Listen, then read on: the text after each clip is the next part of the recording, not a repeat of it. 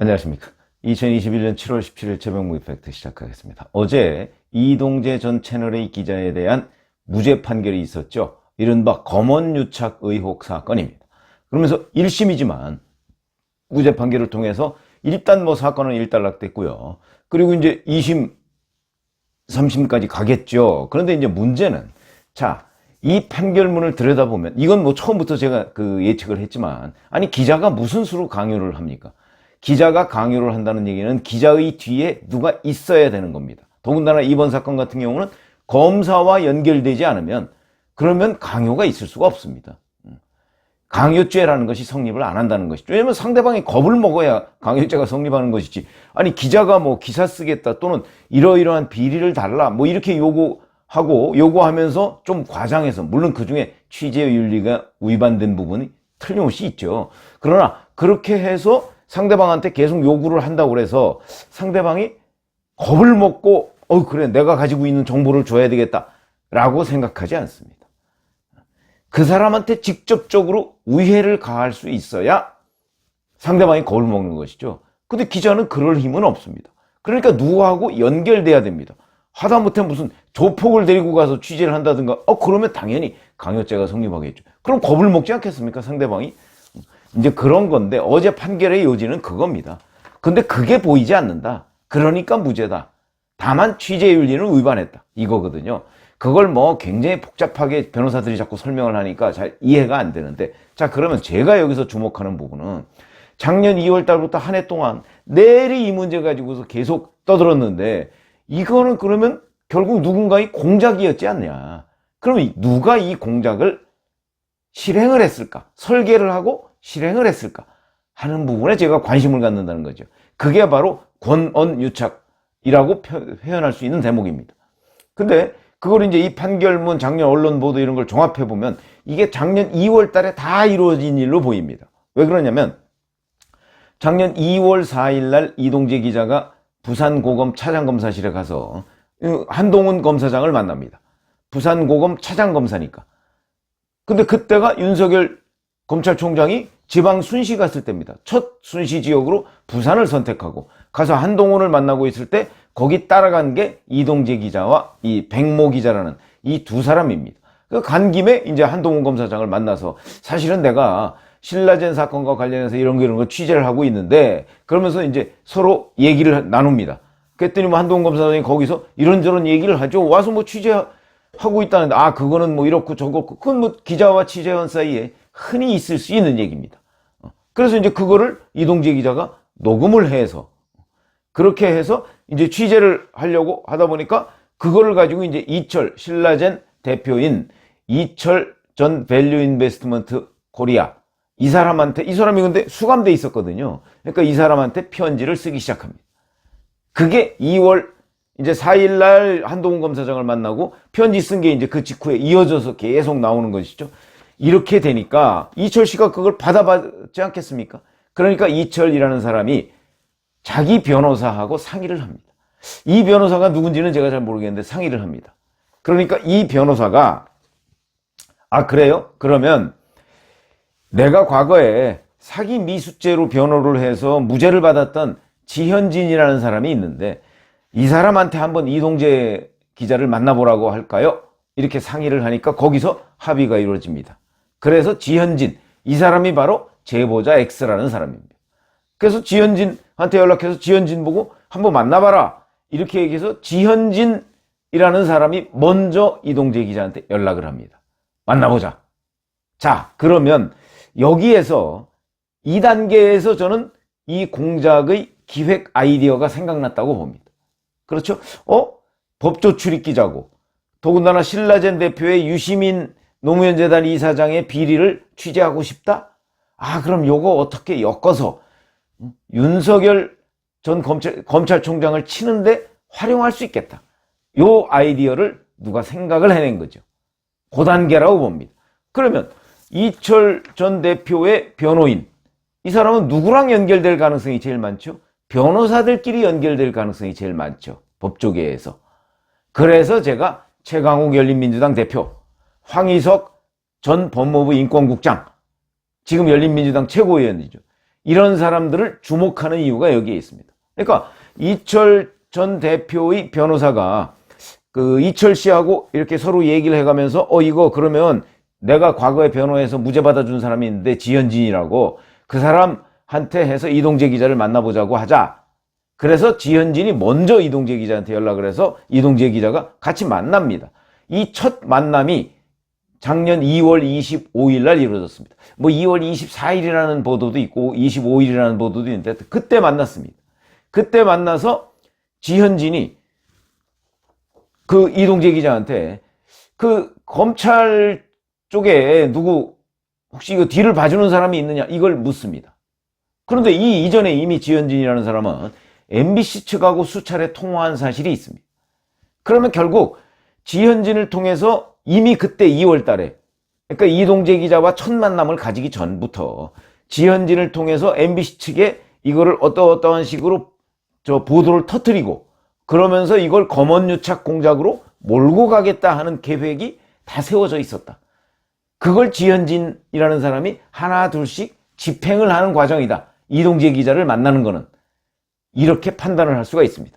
왜냐하면 지금 팩트로 나와 있는 거는 이동재 기자가 한동훈 검사장을 만난 거, 그리고 이동재 기자가 이철 전 대표한테 편지를 5차례 쓴 거, 그 다음에 이철 그 전 대표하고 그 변호인이 이제 뭐 구속돼 있는 상태였으니까 이제 접견을 해서 만난 거, 그 다음에 이 사람들이 지현진과 이동재가 만난 거, 이런 것들이 다 팩트입니다. 그리고 지현진이 이동재 기자를 만나기 전에 MBC 측하고 수차례 통화한 거, 여기까지 팩트입니다. 물론 무슨 통화를 했는지 모르죠.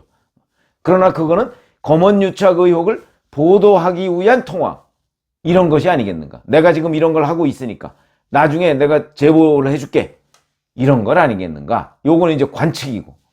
그래서 2월 25일 날 이제 첫 만남을 갖죠. 이때는 MBC는 몰래카메라를 들고 현장에 나타나지 않습니다. 그러나 이미 이때 요거를 한번 만들어 보자. 그래서 이동재 기자한테 만나서 집요하게 묻습니다. 이게 판결문을 보면 이렇게 묻습니다.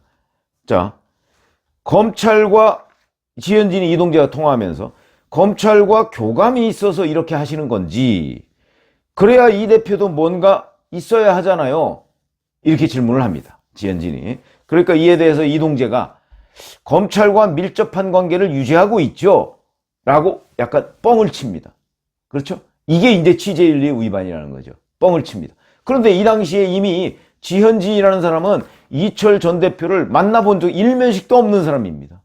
그러니까 지현진이 아는 건 이철 전 대표의 변호인을 아는 겁니다. 그런데 지현진은 이철 전 대표를 잘 아는 것처럼 해서 자, 검찰과 교감이 있느냐 이거를 계속 통화로 물었고요. 그래서 2월 25일 날 첫 만남을 가졌고, 자, 거기에서도 이건 이제 저의 분석인데 아마도 계속 이 검찰 간부가 누구냐 하는 걸 물었던 것으로 보입니다. 그러니까 이동재가 밀접한 관계 유지하고 있다. 그런데 계속 지현진이 검찰 간부가 누구냐 하고 물으니까 이동재 기자가, 이것도 아직 안 밝혀진 내용인데 이동재 기자가 녹취 파일을 하나 들려줍니다. 지현진한테. 요게 이제 아마 3월쯤 되는 것으로 보입니다. 녹취 파일을 들려줍니다. 이 녹취 파일이 누구냐? 굉장히 중요한 대목이죠. 이게 이제 검찰 간부인 것처럼 들리도록. 그런데 이제 그 녹취 파일을 들려줬는데 이게 뭐 설에는, 지금 이것도 확인된 게 없습니다만, 설에는 이동재 기자의 뭐 친구다 뭐 이런 설도 있습니다. 그러니까 가짜로 만든 거죠. 검찰 간부가 봐줄 것처럼 얘기한다, 이런 식의 녹음을 가짜로 만든 겁니다. 이런 것들이 이제 취재윤리 위반이라고 할 수 있는 거고요. 그런데 이걸 듣고 나서 이 지현진이라는 사람이 그 한동훈이냐 이렇게 질문을 합니다. 그러니까 이동재 기자가 답변을 안 합니다. 그러니까 지현진이라는 사람은 그게 한동훈이겠다라고 판단을 하는 거죠. 자기 스스로 판단을 하는, 뇌피셜이죠. 스스로 판단을 해서 MBC 측에 검언유착이다, 이렇게 이제 제보를 하게 되고, 제보를 하게 되니까 같이 MBC 몰래카메라를 들고 이동재 기자를 만납니다. 이게 아마 3월 중순쯤 될 겁니다. 이것도 다 확인된 팩트입니다. 그렇게 되고 3월 31일 날 첫 보도가 나가는데, 그러니까 첫 보도가 나가는 것도 지현진이라는 사람은 알고 있었던 것으로 보입니다. 그렇게 되니까 이제 그때는 공작이 뭐 다 완성된 것이죠. 그러니까 아마 지현진이라는 사람은 그때 이동재 기자를 3월 중순에 MBC 몰래카메라를 들고 만날 때 이동재 기자가 이제 다 넘어갔구나라고 판단하면서 쾌재를 불렀을 것이다. 근데 이런 사실을 누구한테, 그러니까 지현진이 앞장서서 이동재를 접촉했는데 그걸 누구한테 계속해서 기획자, 설계자한테 얘기를 했을 거 아닙니까? 그 설계자가 과연 누구일까? 이건 이제 저의 관측이죠.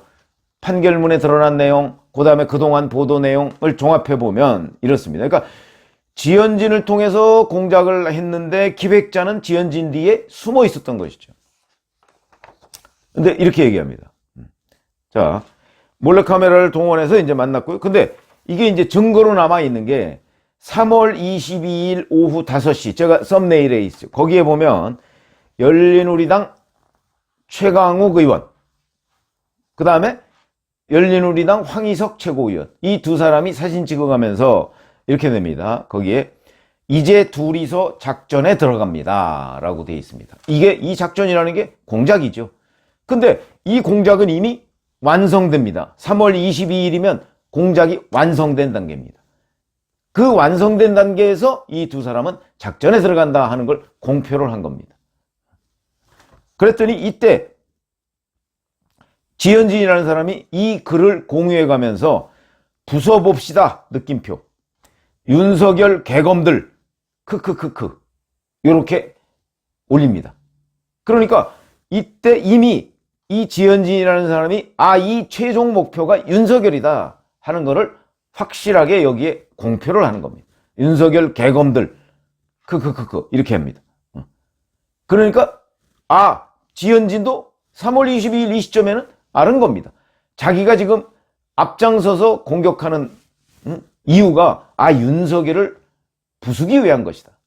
이것을 지현진이 확실하게 알고 있었으니까 이 시점에 이미 시나리오는 완성이 됐다.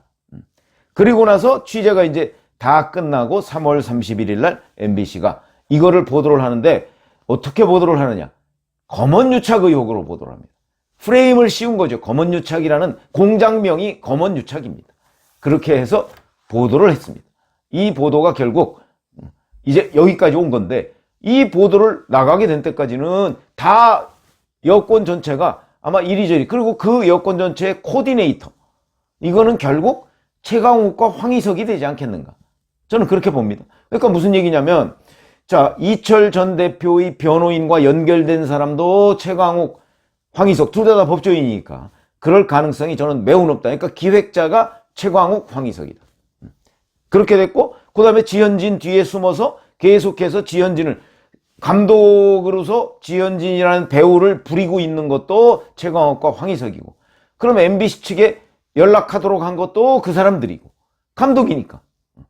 그렇게 되고 MBC가 보도를 하자마자 딱 일주일 만에 민주언론운동시민연합, 아시죠? 민주당의 외곽 언론 감시하는 시민단체입니다. 친민주당 단체입니다. 여기서 고발을 합니다. 그러니까 이것도 아마 기획자의 아이디어 속에 있었을 것이고, 그 다음에 고발하면 바로 수사한다, 이것도 기획자 아이디어에 있었을 것이고, 그러니까 고발하자마자 바로 수사합니다. 그게 누구냐? 이성윤 서울중앙지검장이다. 친정권 검사가 바로 수사하고, 여기에 대해서 추미애 법무부 장관이 백업, 바로 뒷받침을 해줍니다. 국회에 나가서 바로 거기에 수많은 증거가 있다. 무슨 증거가 있습니까? 이 사람들이 내세운 증거는 딱 하나였다. 뭐냐? 이동재와 한동훈의 녹음, 대화. 이건데 그 대화 내용 다 공개됐습니다. 그 대화 내용이 일찌감치 공개가 돼버리니까 이게 그때부터 꼬이기 시작하는 겁니다. 왜냐하면 그 대화 내용에 이렇게 몇몇 악마의 편집을 해서 한동훈 검사장을 구속시키려고 했는데, 이동재 기자가 그거를 그냥 다 까버립니다. 그러니까 그걸 다 읽어본 사람들이, 야, 이게 무슨 검언유착이야. 여기 보면 한동훈 검사장이 나 유시민에 대해서 관심 없어, 유시민을 취재하고 이렇게 한다고 하니까 한동훈 검사장이 계속 관심 없다고 얘기합니다. 거기에 유시민이 이미 맛이 간 사람이야, 뭐 이렇게까지 거기서 얘기를 하는 게 다 백일화에 드러나니까 그때부터 꼬이기 시작했는데 사실은 그때 멈춰야 됐던 거죠. 아, 이 공작은 이제 실패했구나. 그게 다 공개되는 순간 이제는 법원도 속일 수 없게 돼 있습니다.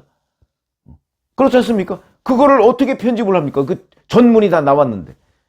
그러니까 그때 브레이크를 걸었어야 되는데 이 사람들이 브레이크를 안 걸었고 계속해서 고를 하고 한동훈 어떻게든지 한동훈 휴대전화를 압수해서 그 속에서 뭔가를 별건으로라도 찾아낼 수 있겠지라고 생각하면서 여기까지 온 것이다. 그런데 한동훈도 검사인데 어찌 보면 더 유능한 검사죠. 이 사람들보다. 그렇기 때문에 거기에 안 넘어간 겁니다.